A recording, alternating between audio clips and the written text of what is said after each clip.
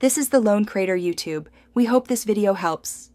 You start by ensuring Chrome is updated so blocking rules behave predictably. Open Chrome, click the three dots, then Settings. Once there, go straight to Privacy and Security to access site settings and pop-up controls. Make sure you're signed into the profile you use most, because site exceptions sync. If you have a second device, keep it ready to verify changes. Now tap Site Settings to view pop-ups and redirects and ads. That's where you'll take action.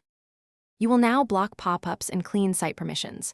Under Site Settings, set pop-ups and redirects to block. Next, open Ads and select Block Ads on sites that show intrusive or misleading ads, so Chrome enforces filtering.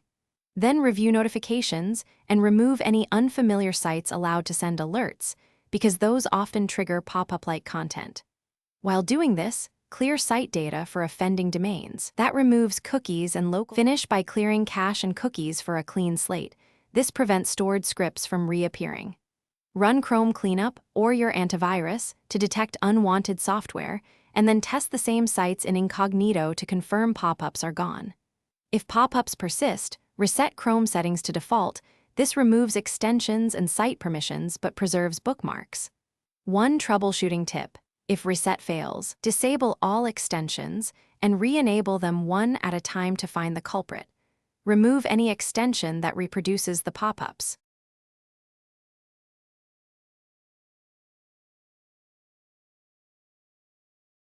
Thanks for watching. Consider subscribing if we helped you.